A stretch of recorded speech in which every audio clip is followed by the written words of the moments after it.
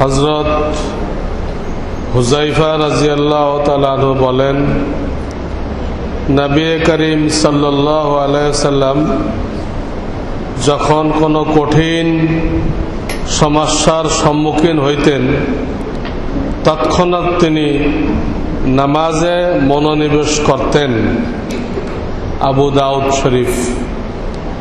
কঠিন সমস্যা সামনে আসলে দিশা পাওয়া যেতেছে না, বাস নামাজে দাঁড়াই যাওয়া, এটাকে সালাতুল হাজত বলে। সালাতুল হাজত। আমরা এদিক ওদিক ছোটাছুটি করি, মখলুকের কাছে সাহায্য চাই, তো সুন্নত হিসেবে এগুলো নিষেধ না, নিষেধ না। অসুস্থ হয়েছে, ডাক্তারের সাহায্য নিবে, মামলা মোকদ্দমা হয়ে গেছে, অ্যাডভোকেটের সাহায্য নিবে, ঠিক আছে। তো আগে আল্লাহর কাছে সাহায্য চাই নিতে হবে, আগে আল্লাহর কাছে সাহায্য চাইতে হবে। এরপরে সুন্নত হিসেবে এটাও করা যেতে পারে, কিন্তু আমরা আগে মখলুকের কাছে যাই, আল্লাহর কাছে চাওয়ার অভ্যাস নেই আমাদের। অথচ হাদিস আছে সাহাবায়ে কেরাম জুতার ফিতা ছিঁড়ে গেল আল্লাহর কাছে চাইতেন। এর একটা মনোভাব হওয়া দরকার, যে কোনো পরিস্থিতিতে আল্লাহর কাছে চাওয়া, এবং এগুলো বাচ্চাদেরকেও শিক্ষা দেওয়া চাই। ওরা এসে আমাদের কাছে আব্বু এই লাগবে সেই লাগবে, তো বলতে হবে আগে আল্লাহকে বলো, আল্লাহকে বলো। আল্লাহ তৌফিক না দিলে আমাদের কোনো ক্ষমতা নেই। ওদেরও জেহেন তৈরি করতে হবে, আল্লাহর কাছে চাও, আল্লাহ আমার এই লাগবে, নামাজ পড়ে বলো, তাহলে আল্লাহ আমাকে তৌফিক দিবে, আমি তোমাকে দিব। আর আল্লাহ না দিলে আমার কোনো ক্ষমতা নেই। তো ওদের ব্রেনে ঢুকাইতে হবে ছোটকাল থেকেই। আল্লাহ আমাদেরকে তৌফিক দান করুন।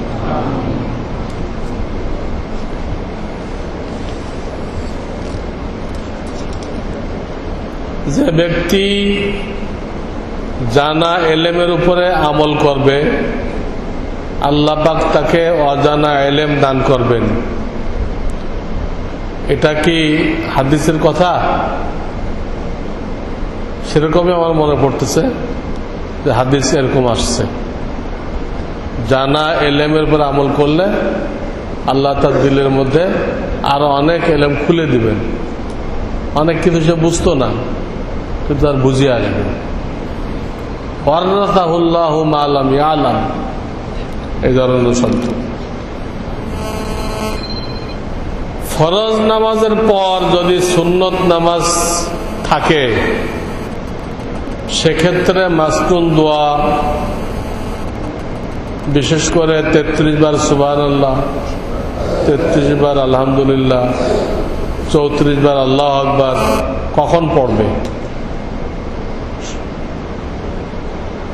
ফরজের পরে যদি সুন্নত থাকে, এইসব ওজিফাগুলো সুন্নতের পরে। ফরজের পরে সুন্নত থাকলে এই আয়াতুল কুরসি বলেন, এটাকে বলা হয় তাসবিহে ফাতেমি, তাসবিহে ফাতেমি। তারপরে ওই সূরা হাসর, এসব সুন্নতের পরে। তখন ফরজের পরে শুধু ইস্তেগফার, শুধু কি ইস্তেগফার, আর বাকিগুলো সুন্নতের পরে। আর যেখানে সুন্নত নেই সেখানে তো সবগুলোই কখন? সবগুলোই ফরজের পরে। হাদিসে যদিও বলা থাকে যে ফরজ নামাজের পরে আমল করতে হবে, কিন্তু আর ব্যাখ্যা এই, সুন্নত থাকলে সুন্নতটা ফরজের সাথে মিলাই দিতে হবে। ওটা তো ফরজকে পরিপূর্ণ করার জন্য আসছে। সুন্নতটা কেন আসছে? ফরজকে পরিপূর্ণ করার জন্য। তো ওটাকে ফরজের সাথে উঠাই নেওয়া হয় আল্লাহর দরবারে। বাপ ও তার নিজ ছেলের আকিকা এখনো হয় নাই, তিনি যদি কুরবানির পশুর মধ্যে নিজ নামে কুরবানি ও তার ও তার ছেলের নামে আকিকা করতে চান, হবে কিনা? বিলকুল সহি আছে। সে জানে যে তার বাপ মা তার জন্য আকিকা করে নাই, তাদের হয়তো তৌফিক ছিল না। মানে এক ভাগ কুরবানির জন্য নিল, এক ভাগ নিজের আকিকার জন্য নিল, এক ভাগ ছেলের আকিকার জন্য নিল। এটা ঠিক, বৈধ।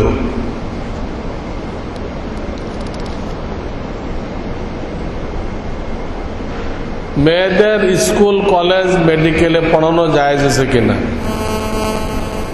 এই ব্যাপারে আমার একটা পর্চা আছে, যেটা মূলত গত শতাব্দীর যিনি বড় আলেম ছিলেন মুফতি রশিদ আহমদ গাঙ্গুহি, তার ফতোয়া। আমি শুধু বাংলা করে দিছি। কাজে যারা এই প্রশ্নের উত্তর জানতে চান, মেয়েদেরকে স্কুল কলেজে পড়ানো যায় কিনা, এই পর্চা কি এখানে পাওয়া যায়? আছে, এটা এদের কাছে আছে। নুরুল ইসলাম এখান থেকে সংগ্রহ করেন, আমার কথা না। গত শতাব্দীর সবচেয়ে বড় আলেম তিনি হল হযরত মাওলানা ইলিয়াস রহমাতুল্লাহ আলাইহির পীর। সবচেয়ে বড় আলেম তিনি কে, একটু পরিচয় দিলাম। হযরত মাওলানা ইলিয়াস রহমাতুল্লাহ আলাইহির পীর। তিনি তার কিতাবে কি ফতোয়া দিচ্ছেন, ওটা আমি বাংলা করে দিচ্ছি, পড়ে দেখেন। কিছু তো জায়েজ আছে, যতটুকু তারা দ্বীনি মাসলা মাসাইল জানতে পারে, তালিম করতে পারে, এটুকু ঠিক আছে। এদেরকে উচ্চ শিক্ষা দেওয়া, একদম MA BA পড়াই দেওয়া, এটা বেকার, অর্থহীন। তাদের কি কাজে আসবে? এটা একটা মেয়ের কি কাজে আসবে? ইসলামের দৃষ্টিতে অর্থহীন। তাদেরকে তাদের সাংসারিক জীবনে যা লাগবে ওইগুলো শিক্ষা দিতে হবে, দ্বীনি বিষয় শিক্ষা দিতে হবে, আর গার্হস্থলী বিষয় শিক্ষা দিতে হবে। দ্বীনি বিষয় আর গার্হস্থলী কাজে লাগবে, সংসার চালাইতে কাজে লাগবে। আপনার মেয়েকে অ্যাডভোকেট বানাই দিলেন, বাচ্চারে দুধ খাওয়াইবো না অ্যাডভোকেট গিরি করবে? হ্যাঁ, আল্লাহ জমিনে সবচেয়ে বেকুব বললো ইংরেজরা। সব এক লাঠি দেখাইছে, সব কি করছে? এক লাঠি দিয়ে হাঁকাইছে। তার মানে কি? সবার জন্য এক সিলেবাস। আরে সবার জন্য এক সিলেবাস, তো বাচ্চারাও এই করুক, বেটারাও বাচ্চা এই করুক, গর্ভধারণ করুক, সব জন এক। তো মহিলারা যা যা করে এগুলি বেটারাও করুক, পারবে? পারবে না। তো সিলেবাস 2 হইতে হবে। ইসলামের দৃষ্টিভঙ্গি হলো পুরুষদের যা কাজে লাগবে এটা পুরুষরা পড়বে, মহিলাদের যা কাজে লাগবে মহিলারা পড়বে। একটা মহিলার অ্যাডভোকেট হওয়ার কোনো প্রয়োজন নেই, একদম বেহুদা। একটা ইঞ্জিনিয়ার বানাই দিলেন, কার বিল্ডিং বানাইতে যাবে? কোথায় ওদা হয়ে যাবে। যদি সাইডে ইঞ্জিনিয়ারিং করতে যায় তো বিল্ডিং তো পাওয়া যাবে না, ওই ইঞ্জিনিয়ারও পাওয়া যাবে না। ইঞ্জিনিয়ার শুধু ওদা হয়ে যাবে।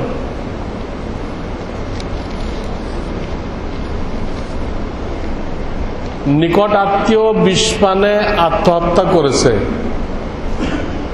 তার জন্য ক্ষমা প্রার্থনা করে সওয়াব রেসানি করা যাবে কিনা? একটা জায়েজ আছে। এটা তো তাকে কাফের ফতোয়া দেওয়া হয়নি। আত্মহত্যা করা গুনাহ কবিরা, কাফের না।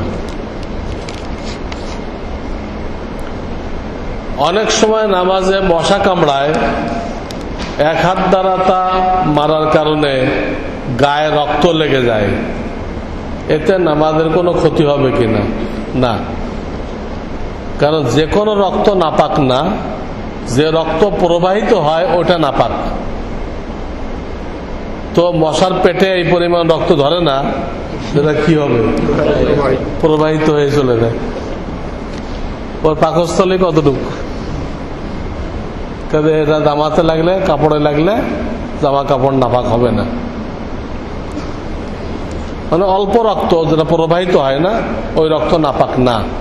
যেটা গড়াই দেওয়ার যোগ্যতা আছে ওটা নাপাক।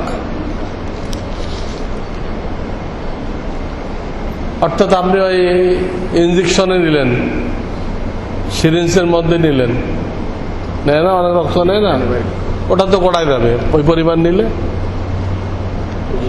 ওটা নাপাক।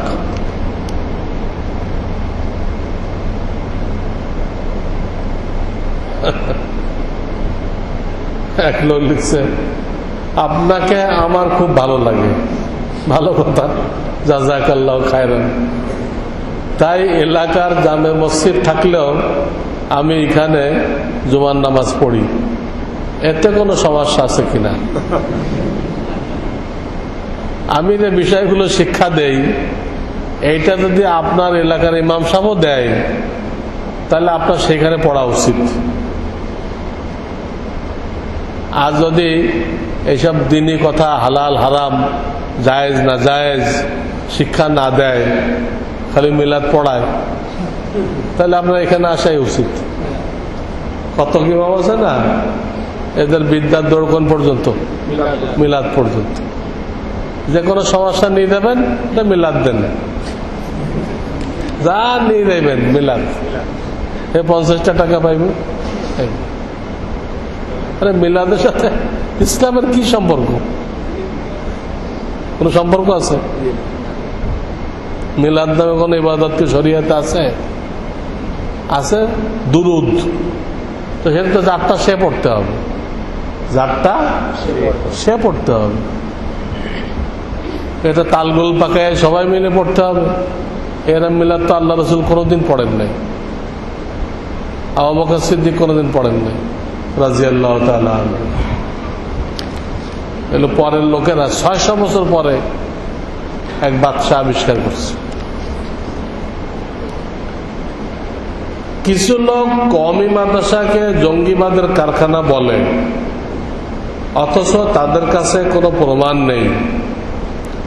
আমার প্রশ্ন হলো, এই সমস্ত লোকদের ইমানের ক্ষতি হবে কিনা, ইমান থাকবে কিনা, এটা সন্দেহজনক। কারণ মাদ্রাসার দ্বারাই দিন টিকে আছে।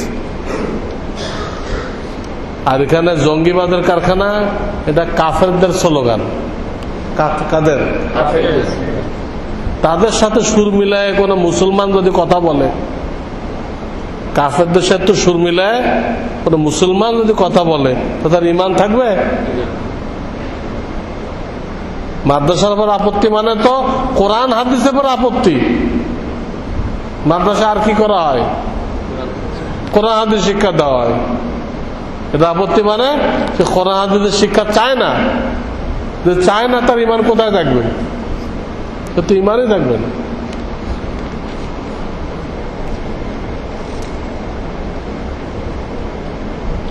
আমার এক বন্ধু ইটালি থাকে, সেখান থেকে প্রায় আমার মোবাইলে 200-300 টাকা করে পাঠায় আমার অনুমতি ছাড়া। এ পর্যন্ত অনেক টাকা আমার মোবাইলে সে পাঠিয়েছে। আমি বলি, হাসরের মাঠে দাবি রাখবে নাকি? সে বলে, আমি স্বেচ্ছায় এরূপ করি। প্রশ্ন হলো, এভাবে করে বন্ধুর প্রেরিত টাকা গ্রহণ করা যাবে কিনা? স্বেচ্ছায় পাঠাইলে অসুবিধা কি? যদি মহব্বত করে আপনাকে হাদিয়া পাঠায়, হাদিয়াকে তো আসমানি রিজিক বলা হয়েছে। আসমানি রিজিক, তাহলে এটা আপনার গ্রহণ করতে কোনো অসুবিধা নেই। যেখানে বুঝবে যে হাদিয়া উদ্দেশ্য না, আমার থেকে কাজ উদ্ধার করা উদ্দেশ্য, ওটা হাদিয়া কইলেও হাদিয়া হবে না, ওটা ঘুষ। যারা কাজ নেওয়া উদ্দেশ্য, হাদিয়া কইলেও কি ঘুষ। মানে কোনো উদ্দেশ্য নেই, আপনাকে মহব্বত করেই দিচ্ছে, এটা হাদিয়া। ফেরত দেওয়া নাজায়েজ। যদি কেউ ফেরত দেয় তো আল্লাহ তাকে বিপদে ফেলবে, অর্থাৎ সে প্রয়োজনের সময় সে টাকা পাবে না। আল্লাহ বলল আমি পাঠাইছিলাম, তুমি বড়াই করে ফেরত দিলা, চলো এখন বড়াই করে ফেরত দিলা। হযরত দাউদ আলাইহিস সালাম গোসল করতেছিলেন, উনি রাজত্ব পাইছিলেন, রাজা, উনি গোসল করতেছেন, স্বর্ণের ফড়িং ওনার গায়ে এসে পড়তেছে। উনি গোসল বন্ধ করে ওইগুলো জমা করতেছেন, ওই ফড়িং গুলো, স্বর্ণের ফড়িং। তো আল্লাহ তাআলা দাউদ আলাইহিস সালামকে ডাকে বললেন, হে দাউদ, আমি কি এর থেকে বেশি নিয়ামত তোমাকে দিয়ে রাখি নাই, আর এগুলো জমা করতে শুরু করছো? আল্লাহ জিজ্ঞেস করলেন, উনি জবাব দিলেন, লা গিনা বি আন বারাকাতিক। আল্লাহ বেশক আপনি এর থেকে বেশি আমাকে দিছেন, কিন্তু এটাও তো আপনার নিয়ামত, এর থেকে আমি বেপরোয়াই কেমনে দেখাবো? মানে বাংলা কি বেপরোয়াই? হ্যাঁ,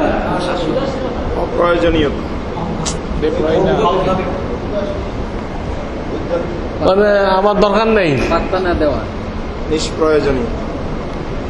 আপনি অনেক দিচ্ছেন আমাকে, কিন্তু এটা তো আপনার পক্ষ থেকে নিয়ামত। এই নিয়ামত থেকে আমি লাপরোয়াই কেমনে দেখাইব? আমার জরুরত নেই। আপনার নিয়ামত সম্পর্কে বলা যায়, হে আল্লাহ আপনার নিয়ামত সম্পর্কে তো আমরা বলার হিম্মত রাখি না, আমার দরকার নেই, আমরা আল্লাহর নিয়ামতের মুহতাজ। এই জবাব আল্লাহ তাআলা খুব পছন্দ করলেন, খুব কি করলেন। হয়তো ওমর থেকে হাদিস পাওয়া যায়, উনি একবার বাইতুল মালের মাল উসুল করে নিয়ে আসলেন এক এলাকা থেকে।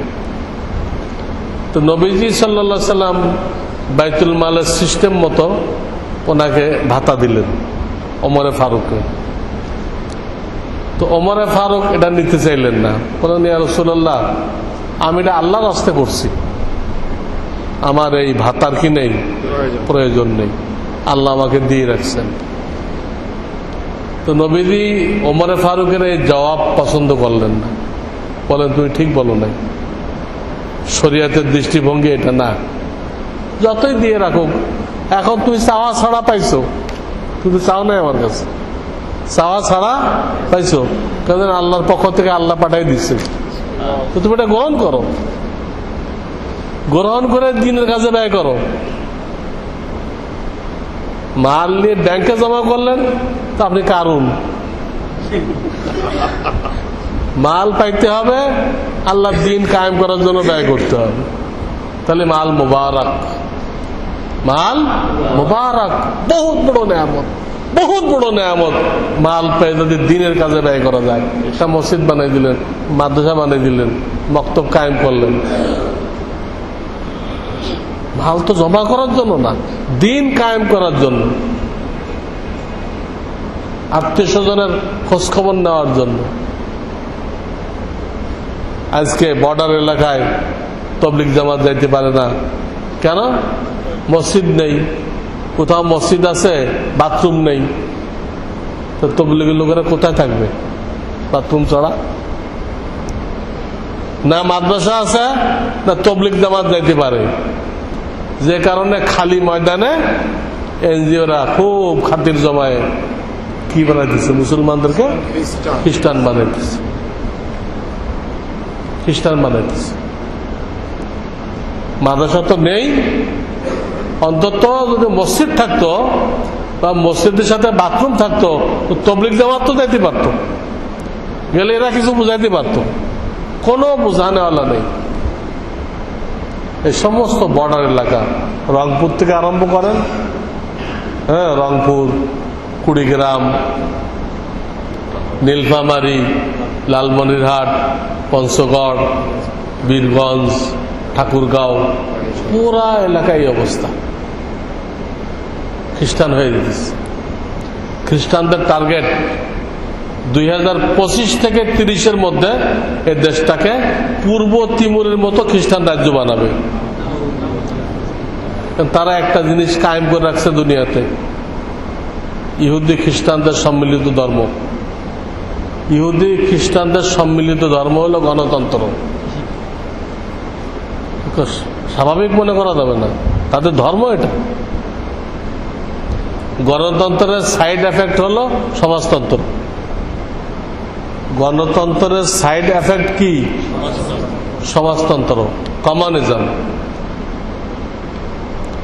তো রাশিয়া ভেঙে দেওয়ার পরে আমেরিকা বলল, সমাজতন্ত্র ফেল করার পরে প্রমাণ হয়ে গেল যে একমাত্র বিশ্বে গণতন্ত্রই কামিয়াব, এটা ঘোষণা করল। অথচ এই ঘোষণা কি? গলত ঘোষণা। কি? জ্বরের সাইড এফেক্ট হলো কাশি, কথার কথা, বা মাথা ব্যথা। কোনোভাবে আপনার মাথা ব্যথাটা দূর হয়ে গেছে, তাতে জ্বরের কি হলো? জ্বর তো হয়ে গেছে।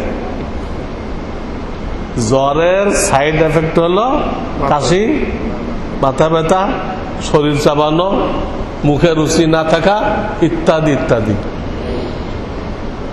কিসের সাইড এফেক্ট? জ্বরের। একটা সাইড এফেক্ট যদি কোনো কারণে শেষ হয়ে যায়, তাতে জ্বরের কি হলো? তো গণতন্ত্রের সাইড এফেক্ট হলো সমাজতন্ত্র। এটা ফেল করছে রাশিয়া ভেঙে, তাতে গণতন্ত্র সহি হয়ে গেল, বাতিল। তো গণতন্ত্র দিয়ে তারা আইন করে রাখছে যে মেজরিটি যা বলবে ওটা গ্রহণযোগ্য। আইন করে রাখছে না? ওই আইন করে রাখছে। আর আরেক দিক দিয়ে কি করতেছে? যত এই মুসি, সাঁওতাল আছে না, এগুলো সব গারো, সব খ্রিস্টান বানাইতেছে। ওই কি বাড়ানোর জন্য? সংখ্যা বাড়ানোর জন্য। যে সংখ্যা বাড়ানো হয়ে যাবে সেই। এখন তো তাদেরকে খ্রিস্টান বানাই দিছে, অনেক মুসলমানকেও বানাই দিছে, কিন্তু তাদেরকে বলতেছে তোমরা জুমাতেও যাইবা, তোমরা 5 ওয়াক্ত নামাজেও যাইবা, তোমরা মিলাদেও যাইবা, সবটাতে যাইবা। নামও চেঞ্জ করতেছে না, এবং বলতেছে তোমরাও মুসলমান, তোমাদেরকে বলা হয় ঈসাই মুসলমান। কি মুসলমান? ঈসাই মুসলমান, এই কথা বলতেছে। কিন্তু যখন সংখ্যাগরিষ্ঠ হবে তখন এদের চেহারা বদলে যাবে, কারণ আমাদের সাথে মারামারি লাগাই দিবে, জায়গায় জায়গায় দাঙ্গা হাঙ্গামা লাগাই দিবে, দিয়ে আমাদের বাড়ি ঘরের ভিতরে আবদ্ধ করে আগুন লাগাই দিবে,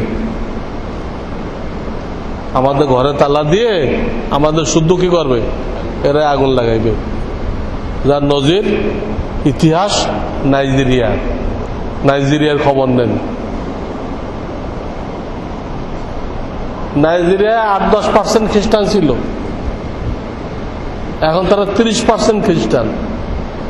30% খ্রিস্টান হয়ে তারা রাষ্ট্রীয় ক্ষমতা নিয়ে গেছে, এবং জায়গায় জায়গায় মুসলমান বস্তিতে মারামারি লাগায় মুসলমান নিধন করতেছে, আগুন লাগাই দিচ্ছে। ইতিহাস, আপনি খবর নেন। মুসলিম কান্ট্রি ছিল, এখন ক্ষমতা মুসলমানদের হাতে নেই। কাদের হাতে? খ্রিস্টানদের হাতে। 30% হয়েছে, ওই দেশ দখল করছে। আর 50% হইতো তো কি হইতো? 30% হলে ওদের আর লাগে না, ওই দেশ দখল করে নেয়। এইভাবে পূর্ব তিমুর নিয়ে গেছে। তারপরে সুদানের এক এলাকা নিয়ে গেছে, বুঝছে না? কয়েকদিন আগে নিল না? দক্ষিণ সুদান না কি জন্য এটা। এইভাবে একটা নিয়ে যেতেছে। এখন প্ল্যান হলো বাংলাদেশ নেওয়ার। সিরিয়ালে আমরা আছি। ওরা সাহায্য দিয়ে দিয়ে বর্ষে গিলায়, সাহায্য দিয়ে দিয়ে কি করে? বর্ষে গিলায়। পরে পিছন দিক দিয়ে পাদ্রী আসে, এসে বাইবেল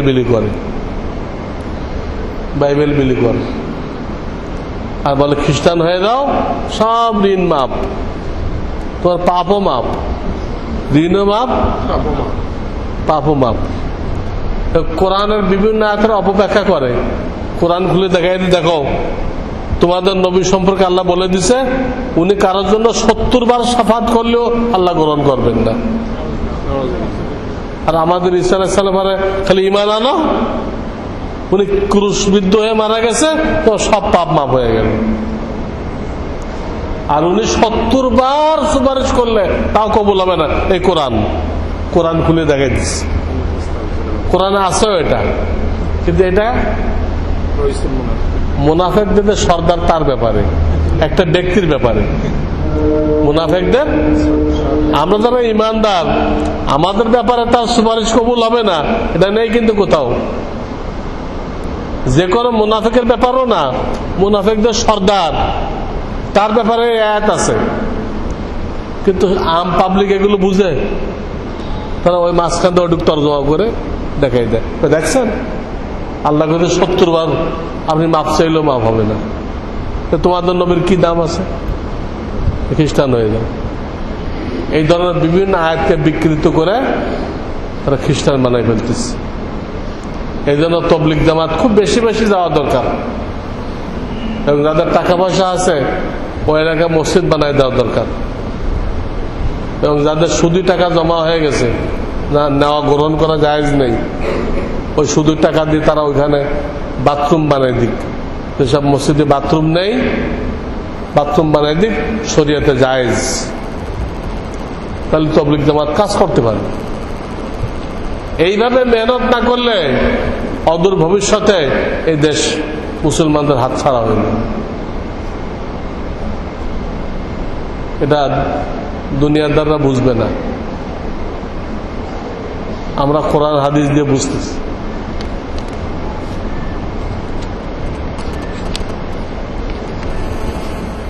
আপনার লেখা ইসলামী জিন্দেগি, মৌলানা হিমায়তুদ্দিনের লেখা আহকামে জিন্দেগি, কিতাব দয়ে কি শরিয়তের ফরজ পরিমাণ এলেম পাওয়া যাবে? হ্যাঁ, ফরজ পরিমাণ এলেম পাওয়া যাবে। কাজা রোজা বা যে কোনো রোজার নিয়ত মাগরিব বা ঈশার সময় করলে কি তা গ্রহণযোগ্য হবে? তার নিয়ত তো করতে হয় সাহারি খাওয়ার সময়। কাজা রোজার নিয়ত রাত্রেই করা জরুরি। কাজা রোজার নিয়ত শবে সাদেকের আগে করা জরুরি, কিন্তু রমজানের রোজা, নফল রোজা, এটা দুপুর 11টার আগ পর্যন্ত নিয়ত করা যায়। দুপুর 11টার আগ পর্যন্ত নিয়ত করা যায়।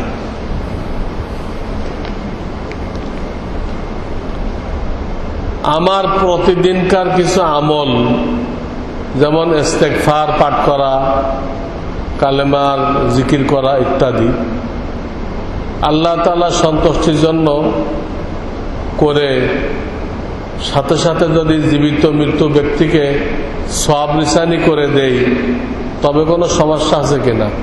কোনো সমস্যা নেই। জিকিরও হয়ে গেল, আবার নিকটবর্তী আত্মীয়দের জন্য সওয়াব নিশানি করলেন, তারাও সওয়াব পেয়ে গেল। আপনার সওয়াব আল্লাহ কমাবেন না। সুবহানাল্লাহ মুহাম্মাদুন নবিয়্যুল ربنا لا تزغ قلوبنا وهب لنا من لدنك رحمة يا حي يا قيوم يا حي يا قيوم برحمتك نستغيث أصلح لنا شأننا ولا تكلنا إلى أنفسنا طرفة عين سبحان ربك رب العزة عما يصفون وسلام على المرسلين والحمد لله رب العالمين.